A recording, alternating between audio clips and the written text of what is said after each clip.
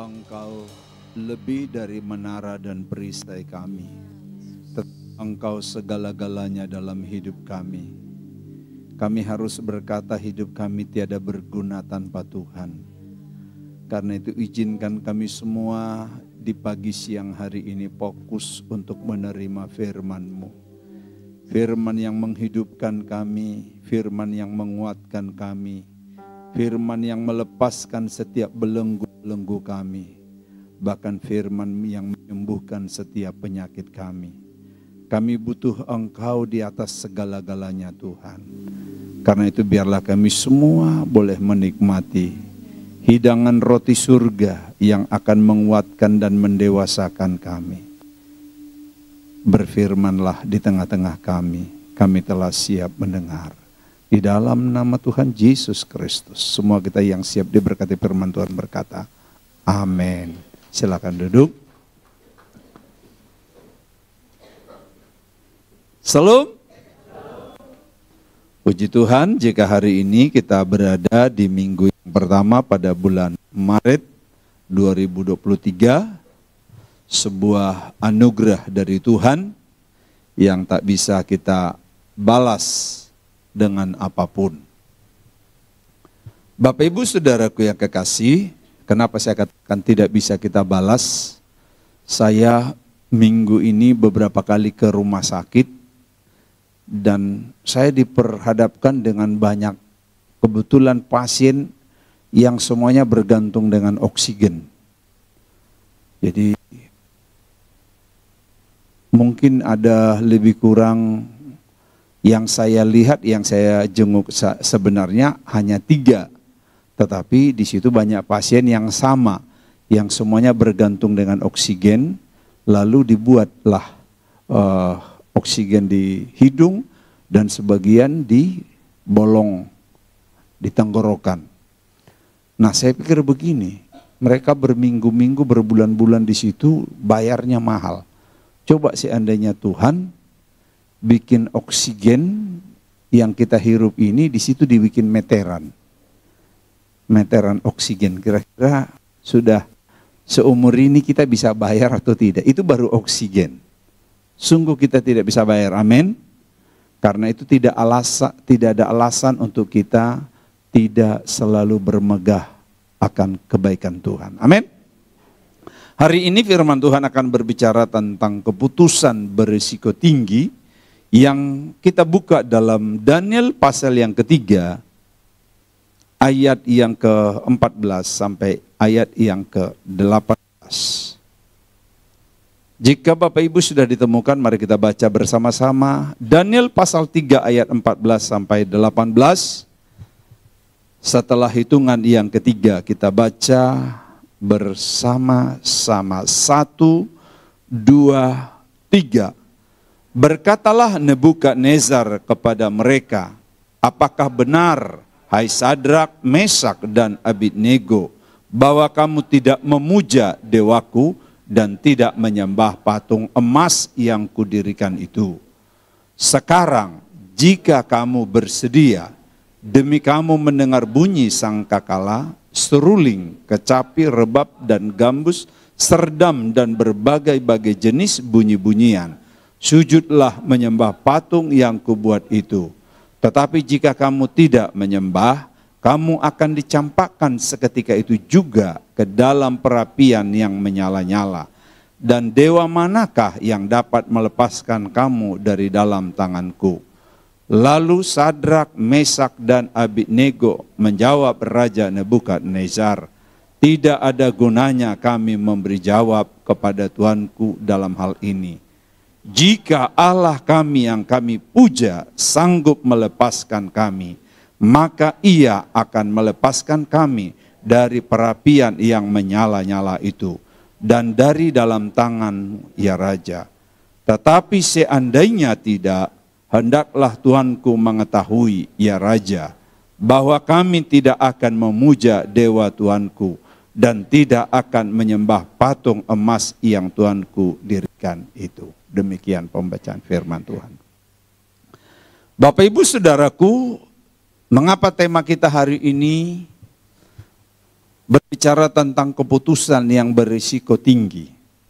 Sebenarnya kepada manusia tiap hari kita disuguhin puluhan, mungkin bisa sampai ratusan aneka keputusan setiap hari. Kita disuguhi beraneka namanya putusan. Contoh-contoh sebenarnya banyak. Hari ini kita makan di warung, di situ ada banyak jenis lauk, sayur. Nah, di situ ada sayur toge, di situ ada sayur belacan, di situ ada sayur terong. Nah, kita diberi keputusan untuk memutuskan mau makan sayur yang mana. Itu juga bagian dari keputusan. Tadi pagi kita pasti mau berangkat ke sini, pasti ada keputusan. Mungkin sudah 10 keputusan yang kita lewati. Saya mau makan sarapan nasi atau lontong atau pisang goreng. Ya, itu juga keputusan. Tetapi tidak berisiko tinggi. Mau makan lontong, mau makan nasi kuning, mau makan nasi goreng, tidak terlalu berisiko. Nah, tetapi Bapak Ibu, yang dimaksud keputusan berisiko tinggi, bahwa setiap keputusan itu ada aspek risiko masing-masing. Dan ada risiko yang sangat tinggi. Tentu yang paling tinggi risiko dari sebuah keputusan adalah antara hidup dan mati. Itulah keputusan yang paling tinggi. Kalau soal rugi dan untung, contoh saya beli saham hari ini. Katakanlah saham sebuah perusahaan besar di Indonesia. Saya beli pagi ini sahamnya, besok saya jual, tiba-tiba rugi. Itu betul ada risiko beli saham, tetapi rugi. Tetapi tidak berisiko seperti yang saya katakan antara mati dan hidup. Nah, apa yang kita baca ini adalah 4 orang pemuda Ibrani. Jadi 4 anak muda ini. Nah, coba di sini ada anak muda yang ganteng-ganteng. Iya. Ya, tapi 4 anak muda, kalau Pak Sintua kan sudah menikah. Nah, 4 pemuda ini bernama Daniel, Sadrak, Mesak, dan Abednego. Mereka adalah orang Ibrani yang ditawan, dipilih dari Israel, lalu dibawa ke Babel. Setelah Raja Babel atau Raja Nebukadnezar mengalahkan Israel dalam perang terbuka, bukan perang tertutup. Sekarang ini lebih cenderung perang tertutup, perang ekonomi, perang politik. Nah, saat itu adalah perang terbuka. Nebukadnezar bersama dengan pasukan dan tentaranya meruntuhkan Yerusalem. Dan ketika dia menjadi pemenang, maka dia memilih orang-orang tertentu yang bisa dibawa bekerja ke Babel. Mulai dari pekerja paksa, kerja keras, sampai kerja di istana Nebukadnezar. Kerja di istana bukan langsung menteri, kerja di istana bisa jadi office boy, bisa jadi cleaning service, staf khusus, sekpri, kira-kira begitu, apa saja. Tetapi itu adalah orang-orang pilihan. Nah, dari orang-orang pilihan orang Ibrani ini diseleksi lagi untuk bekerja di lingkaran istana itu sebagai orang-orang khusus. Nah, sebelum ditentukan maka semuanya masuk diklat dulu, pelatihan. Masuklah diklat Sadrak, Mesak, Abednego dan lain-lainnya. Ternyata di situ kita lihat muncullah seleksi. Maka yang diseleksi orang-orang pintar, tegap perawakannya dan cerdas. Muncullah nama Sadrak, Mesak, dan Abednego. Bapak Ibu Saudaraku yang kekasih, siapa keempat orang ini? Kalau kita telusuri, keempat orang ini adalah orang muda yang taat, yang setia kepada Tuhan. Miriplah mungkin dengan yang anak-anak muda kita ya, mirip. gantengnya juga. Mereka menjadi orang yang setia kepada Tuhan sekalipun mereka di pengasingan, di negeri yang bukan seiman. Mereka ada di Babel, tetapi mereka setia beribadah kepada Tuhan. Nah, Bapak Ibu Saudaraku, saat itu pemerintahan, yaitu Nebukadnezar, dia penguasa yang sangat tegas. Intervensi luar biasa dalam setiap keputusan ada di tangan dia, termasuk membuat undang-undang. Jadi ibaratnya mirip kalau DPR itu jadi tukang stem, tapi pikirannya, jalan pikirannya, kemauan yang diikuti kemauan Nebukadnezar. Nah, semua apa yang Nebukadnezar bilang jadi. Betapa hebatnya pemimpin seperti Nebukadnezar ini. Bapak Ibu Saudaraku, yang kita baca ini tadi, keluar sebuah undang-undang peraturan bahwa semua orang yang tinggal di Babel. Jadi undang-undang itu mengikat orang yang tinggal di situ, baik dia orang luar maupun orang asli Babel.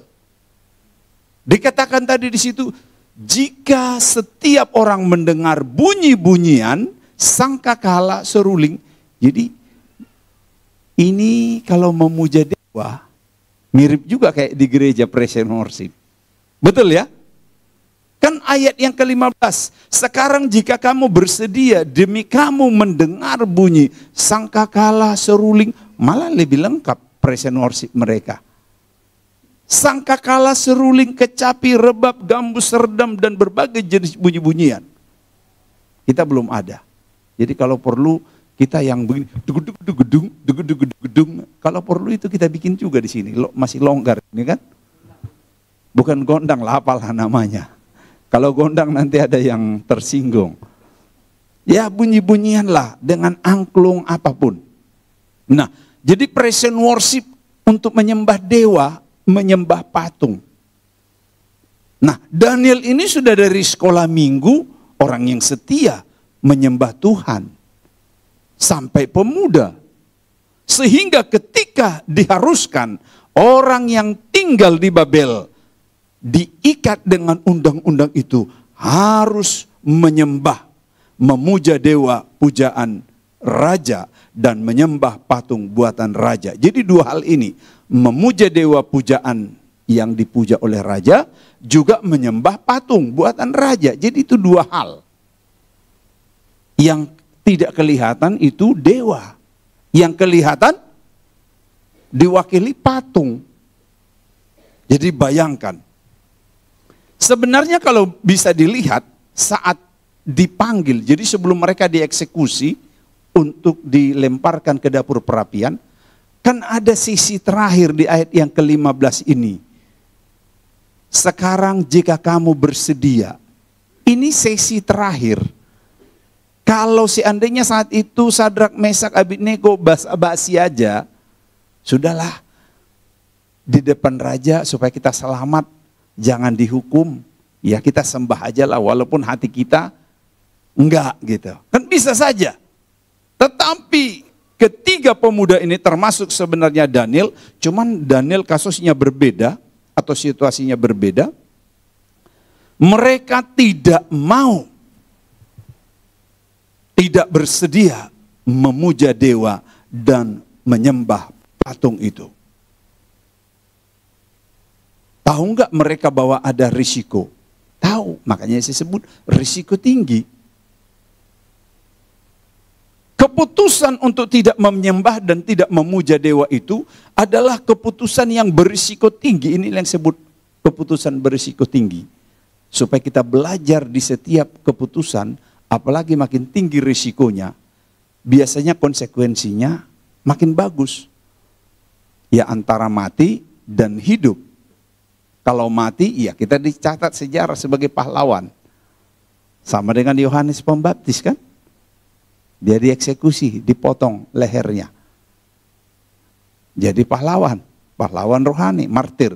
Nah, mereka ini mengambil keputusan untuk tidak menyembah dan tidak memuja dewa, Resikonya ada, dibakar hidup-hidup. Kalau dibakar mati-mati udah biasa ya.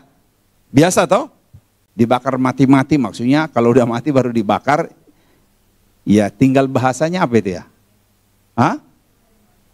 Kremasi. Nggak apa-apa.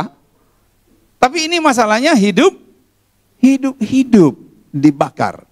Mereka tahu bahwa itu risiko yang sangat berat.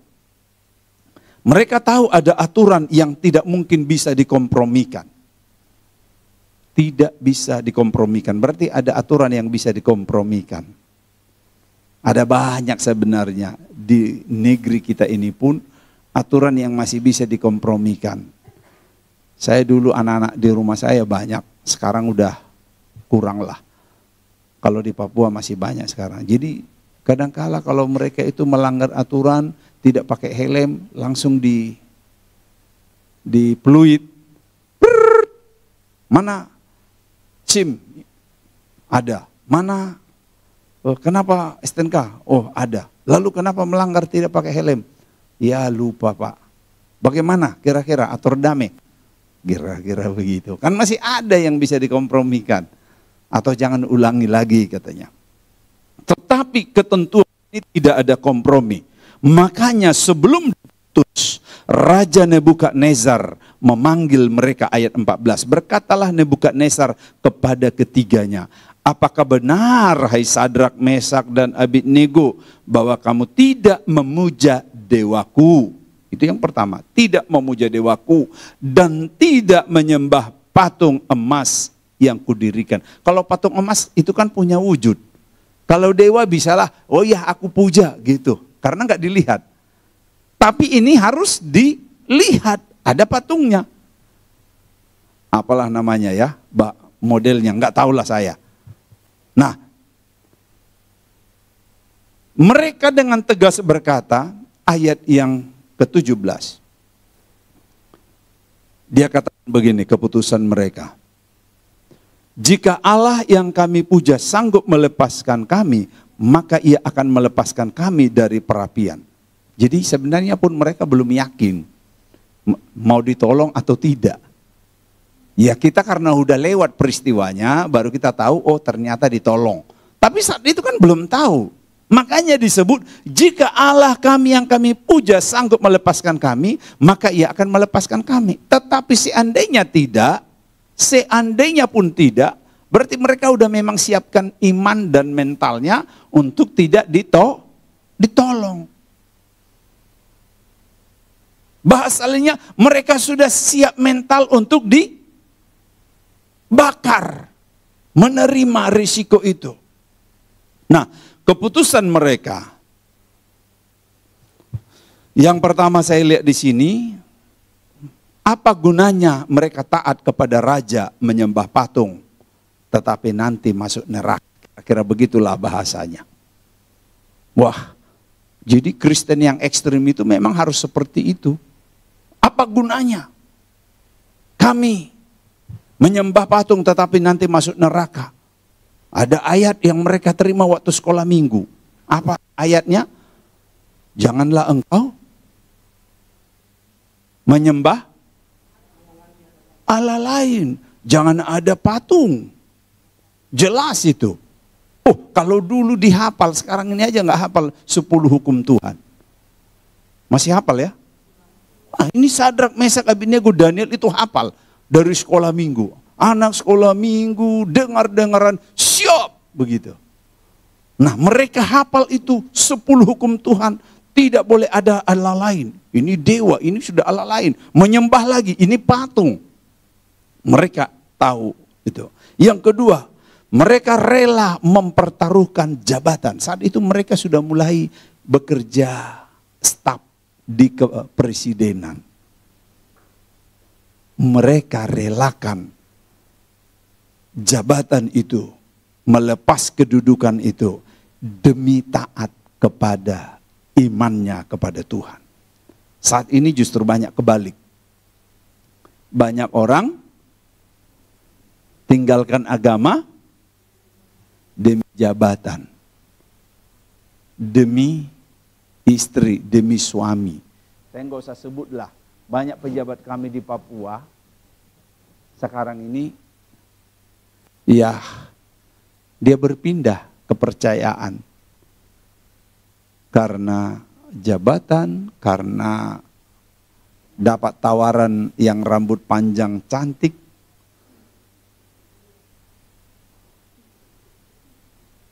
Wow, kira-kira kuat mana, jabatan atau?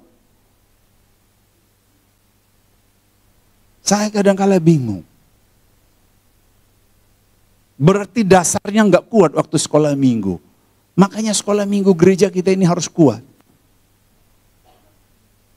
Saya pun karena kuatlah dari sekolah minggu, sehingga banyak benturan yang saya hadapi di tengah-tengah hidup dan pelayanan. Saya masih bisa tetap seperti sekarang. Karena itu anak-anak kita jangan kita abaikan. Gereja yang dimaksud bukan hanya orang dewasa, tetapi anak-anak. Mari kita beri perhatian. Nah, mereka ini menjadi orang yang memiliki tekad. Tidak mau disuguhi jabatan, kedudukan, apalagi yang lain-lain. Hanya untuk mempertaruhkan iman percayanya. Nilai tawar apa lagi yang ditawarkan kepada mereka? Sudah tidak mampan. Nilai tawar apa lagi yang ditawarkan supaya mereka tidak? Karena yang mereka pikir itu adalah surga. Nah, yang ketiga, keputusan mereka itu berpikir begini, biar kami dibakar dan mati, yang penting masuk surga. Padahal sebenarnya raja masih menawarkan yang terakhir, diberi kesempatan supaya mereka menyembah dan selamat. Tetapi mereka tidak melakukan. Kadang saya bingung kok sekuat itu mereka. Rupanya kalau kita telusuri, mulai dari seleksi mereka masuk istana. Coba perhatikan, seleksi mereka masuk istana saat itu, coba kan, supaya pintar, supaya apa, mereka kan masuk di diklat.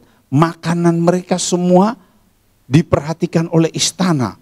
Daging-dagingan, ikan-ikanan, anggur-angguran, apalagi. Kan banyak sekali. Tapi bagi mereka, mana yang layak, mana yang tidak, di dalam Daniel pasal 1 ayat yang ke-8 kayaknya. Saya baca. Daniel pasal 1 ayat yang ke-8. Daniel bersama dengan teman-temannya itu berketetapan untuk tidak menajiskan dirinya dengan santapan raja. Jadi semua orang-orang yang masuk dalam seleksi itu disiapkan makanan yang khusus. Dan anggur yang biasa diminum oleh raja, mereka jauhi. Itu ketetapan mereka, prinsip mereka. Dimintanyalah kepada pemimpin pegawai istana itu supaya ia tak usah menajiskan dirinya dengan makanan dan minuman. Bayangkan. Jadi kalau anak-anak kita, generasi muda kita ini sudah kita bentuk seperti Daniel, Sadrak, Mesak, dan Abednego. Maka mereka menjadi orang yang unggul. Yang berikut lagi, kok sehebat itu mereka? Berani mempertaruhkan jabatan, berani mempertaruhkan nyawa demi Tuhan. Kita lihat ibadahnya juga enggak bolong-bolong. Mari kita lihat dulu pasal 6. Pasal 6 ayat yang ke-11. Ada yang bisa membantu baca? Daniel pasal 6 ayat yang ke-11.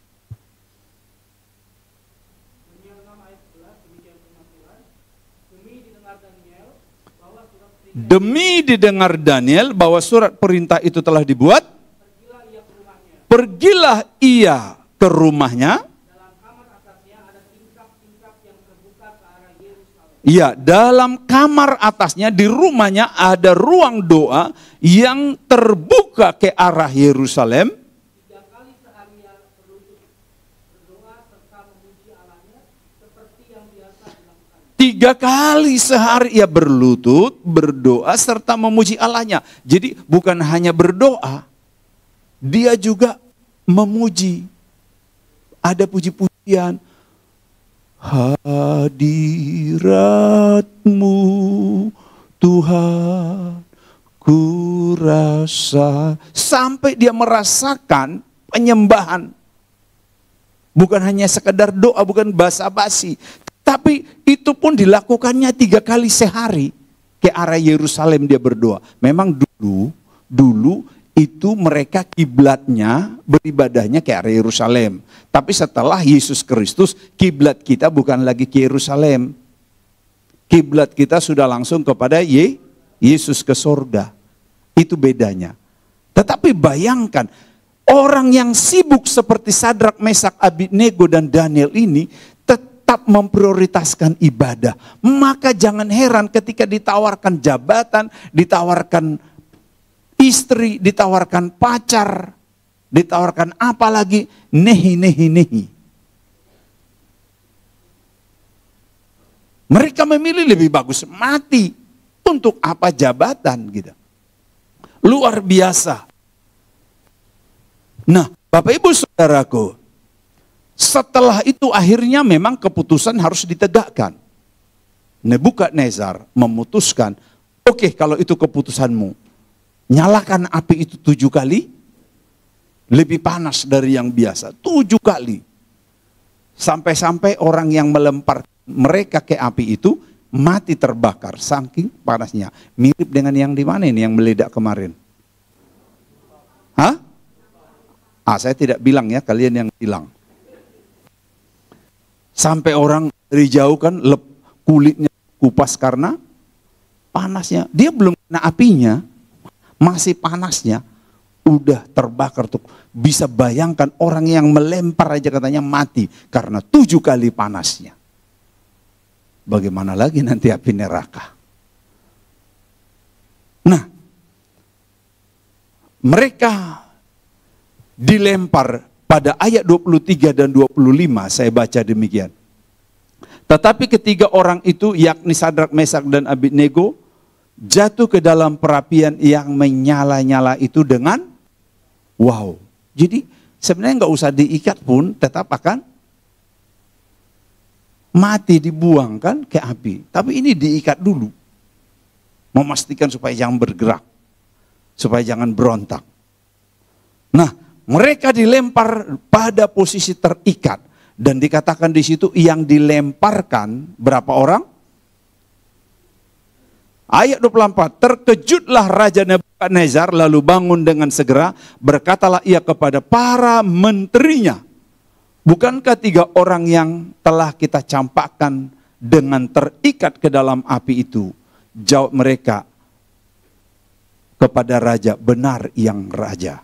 25 katanya, tetapi ada 4 orang kulihat.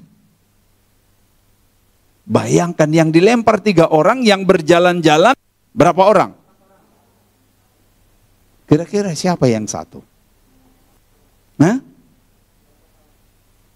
Malaikat. Kayaknya itu satu ada dari Narwastu. Yang wajahnya paling berkilau, bersinar. Coba lihat kiri kananmu. Kayaknya kamu itu satu bilang.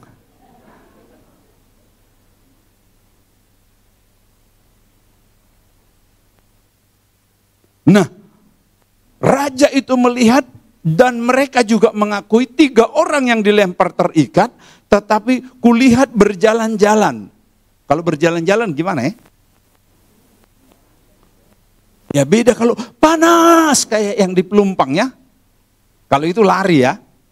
Kalau jalan-jalan itu kayak sedang di AC begini toh.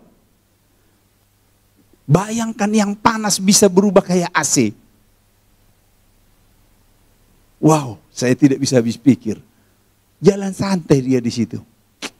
Kayak lagi full AC ini. Dapur perapian. Dan siapa yang satu itu? Ternyata dimanapun Tuhan sertai kita. Firman-Nya berkata, aku menyertai kamu kemanapun engkau pergi sampai kepada kesudahan zaman. Luar biasa. Nanti kita kaitkan dengan keputusan ini. Mereka berjalan-jalan dengan santai seperti tidak ada panas. Dan memang mereka tidak merasakan panas. Yang merasakan panas hanya ikatan tadi. Ikatannya putus kan? Karena dia segala ikatan-ikatan yang mengikat kita itu akan runtuh dengan sendirinya. Mereka berjalan dengan santai. Dan dikatakan mereka tidak terluka. Tidak ada luka. Rambutnya tidak hangus. Bukan rambutnya anti bakar. Pastikan itu rambut mereka tidak anti bakar. Rambutnya percis sama seperti rambut kita. Kalau disiram pasti basah. Tapi kenapa tidak terbakar? Ada proteksi Tuhan. Kan ayatnya ada loh. Rambut di kepalamu dihitung, semuanya tidak akan gugur sehelai tanpa persetujuan Tuhan, tanpa seizin Tuhan. Jadi saat itu Tuhan bilang, saya belum setuju nih rambut satu pun terbakar. Kira-kira begitu kan? Maka tidak ada yang terbakar. Bukan rambutnya yang anti bakar. Kalau anti bakar itu kayak ijuk bos. Ijuk aja terbakar. Ini bukan ijuk rambutnya. Itu rambut biasa. Tetapi karena ada proteksi. Perlindungan dari Tuhan. Enggak ada asuransi yang bisa mengasuransikan rambut. Silahkan. Saya dengan keluarga dulu kami sudah berapa asuransi kami masuk. Hampir banyak asuransi tipu nogel. Saya enggak menyebut asuransinya ya. Saya salah kalau istri saya dulu bilang, saya tahunya kita udah store 100-an juta loh. Kok hanya sekian? Udah 10 tahun katanya. Nggak ada asuransi yang bisa memproteksi sampai kepada rambut. Hanya asuransi di dalam Tuhan. Anak-anak Tuhan itu rambutnya diasuransikan Tuhan. Kita beri tepuk tangan bagi Tuhan. Karena itu ayat firman Tuhan yang berkata, rambut di kepalamu dihitung Tuhan semua. Kenapa perlu dihitung? Supaya jangan sampai ada yang gugur tanpa seizin Tuhan. Kalau ada yang coba kasih gugur, hati-hati berhadapan dengan Tuhan. Kira-kira begitu. Itu ada ayatnya. Yang dibela Tuhan ayatnya. Karena tidak akan dibiarkan firman itu gugur tanpa disertai Tuhan. Jadi dia tetap bela firman itu. Nah, terus rambut di kepala mereka tidak hangus, ayat 27 itu dikatakan. Dan para wakil raja, para penguasa dan para melihat bahwa mereka tidak mampan oleh api itu. Bahwa rambut di kepala mereka tidak hangus. Rambutnya mereka lihat. Rambut model apapun tidak hangus. Bahkan akan lagi jubah mereka tidak berubah apa-apa. Jubah itu berbicara tentang, tadi malam saya kemarin ya, kita dengar khotbah dari hambanya Pak Sintu Andre. Jubah itu bicara tentang status sosial, jabatannya, wibawanya, kebesarannya. Tidak berubah apa-apa. Jangan takut jabatanmu. Kalau karena Tuhan engkau mengerjakan, melakukan sesuatu, Tuhan yang akan menjaga jabatan kita. Terlalu kecil bagi Tuhan mempertahankan jabatan. Tetaplah di dalam rel Tuhan. Tetaplah hidup sesuai dengan koridor firman Tuhan. Nggak usah takut jubah, jabatan, pangkat. Nanti sebenarnya banyak sekali kalau mau kasih contoh-contoh orang yang tetap hidup dalam Tuhan, jabatan pangkatnya, dia rela, dia lepas. Sebab ayat firman Tuhan, orang yang melepas justru akan mendapatkannya. Tetapi orang yang mempertahankannya akan kehilangan.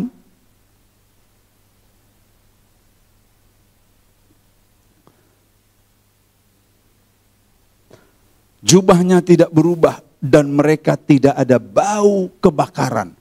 Nah, ayat 27, bahkan bau kebakaran pun tidak ada pada mereka. Kemanapun engkau pergi, silakan orang kasih busuk-busuk kamu bikin hoax. Pastikan engkau tidak akan bau. Walaupun berita yang bau dibuat kepada saudara. Karena Tuhan akan membuat yang bau itu jadi harum. Tapi mau nggak bayar harga seperti Sadrak, Mesak, Abednego? Di balik keputusan risiko tinggi mereka itu, apa di balik itu tadi? Orang kira tamatlah karirnya, tamatlah jabatannya, sudahlah selesailah cerita dia gitu. Pasti pikir orang saat itu begitu. Tapi justru tidak. Di balik keputusan yang risiko tinggi itu, ayat 30, mereka malah dipromosikan jabatan. Katakan dulu, mau dipromosikan Tuhan bro? Kalau mau dipromosikan Tuhan, bayar harga. Ayat 30 ini, saya baca ayat 30. Lalu raja memberi kedudukan tinggi kepada Sadrak, Mesak, dan Abednego di wilayah Babel. Kalau orang lain tadi bilang tamat riwayatnya kan, tamatlah karirnya. Selesailah cerita dia. No. Karena Tuhan yang juga berjanji. Kalau Tuhan yang mengangkat, tidak seorang pun bisa menurunkan. Silahkan dia buat hoax. Oh, dibilang ini jabatannya ini. Oh, selama dia menjabat begini. Silahkan. Silahkan buang yang bau-bau pun kepada kita. Enggak usah takut. Kan lihat juga banyak. Yusuf pun dibuat dia berita hoax yang bau-bau. Dibilang, oh dia telah memperkosa istrinya Potifar. Makanya dia masuk penjara. Betul saat itu masuk penjara. Tapi dia masuk penjara untuk lompatan yang lebih jauh. Pernah naik angkot, di angkot itu biasa ada boneka, ada per. Boneka, per toh. Saya kalau naik angkot saya pencet kadang dia begini. Tak. Makin kuat saya pencet. Tak. Makin kuat lagi, makin lompat itu boneka. Kadangkala supaya kita bisa lompatannya makin jauh, makin tinggi. Kadang izinkan dirimu seperti tertekan. Amin. Bilang dulu kiri kananmu, bro, izinkan hidupmu tertekan. Siska, gaiska.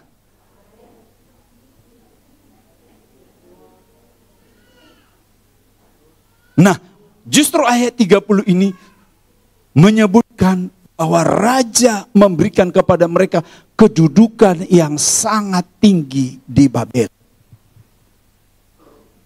Di balik keputusan risiko tinggi, yang pertama itu tadi mereka mendapat promosi. Yang kedua, nama Tuhan semakin dimuliakan di Babel. Orang kira sudahlah, nggak ada lagi pengikut orang Kristen di sana. Tamatlah orang-orang percaya di sana. Bukan, tapi justru makin dimuliakan. Yang terakhir, malah raja mengeluarkan titah atau undang-undang yang baru. Apa undang-undang yang baru disebut di situ? Bagi siapa penista agamanya Sadrak, Mesak, dan Abednego. Nah ini, hati-hati. Jangan main-main sama anak Tuhan. Siapa yang menista agamanya Sadrak, Mesak, dan Abednego akan mendapat hukuman yang berat. Ayat 29 ini dikatakan ini. Sebab itu aku mengeluarkan perintah bahwa setiap orang dari bangsa, suku bangsa atau bahasa manapun yang mengucapkan penghinaan. Nah, inilah yang disebut hanya mengucapkan penghinaan, penistaan kepada agamanya, Allahnya Sadrak, Mesak, Abednego akan penggal-penggal. Bukan hanya dipenggal, dipenggal-penggal. Cincang kepalanya dan rumahnya akan dirobohkan menjadi timbunan puing. Karena tidak ada Allah lain yang dapat melepaskan secara demikian itu. Jadi di balik risiko keputusan kita ada maksud Tuhan. Tapi kan jarang orang yang mau mengambil risiko tinggi. Biasanya risiko pelan-pelan saja, risiko yang santai. Sudah jam berapa ini? Sedikit lagi. Masih ada sebenarnya, saya mau tulis cerita lain lagi. Esther, banyak sekali. Ketika Esther pun mengambil keputusan risiko tinggi, tapi justru luar biasa. Nah, risiko yang sedang ada juga. Ketika Abraham mengambil keputusan risiko meninggalkan rumah papa mamanya, meninggalkan keluarganya, rumah handai tolannya, dia pergi ke negeri yang belum ditentukan Tuhan. Pergi tinggalkan kampung halamanmu, saudaramu, katanya. Aku ingin membuat engkau lebih besar. Jadi kalau kau mau lebih besar, kadangkala ambil keputusan yang lebih besar. Tapi kalau keputusanmu tadi hanya saya mau makan tempe atau makan tahu, itu juga keputusan, tapi gak ada dampak apa-apa. Belajarlah kita mau mengambil keputusan yang kada spektakuler. Tapi ingat, itu sudah didahului langkah-langkah awal. Mereka tetap hidup konsisten. Seperti tadi, tidak makan sembarang, tidak minum sembarang, ibadahnya. Maka Tuhan perhitungkan ketika mereka mengambil keputusan yang berisiko, Tuhan taruhannya. Mari jemaat Narwasto, biasakan dirimu untuk selalu mengambil keputusan yang sesuai dengan kehendak Tuhan. Kalau kita mengambil keputusan itu karena Tuhan, maka Tuhan sendirilah yang akan memberi jaminan. Tuhan memberkati kita semua. Amin.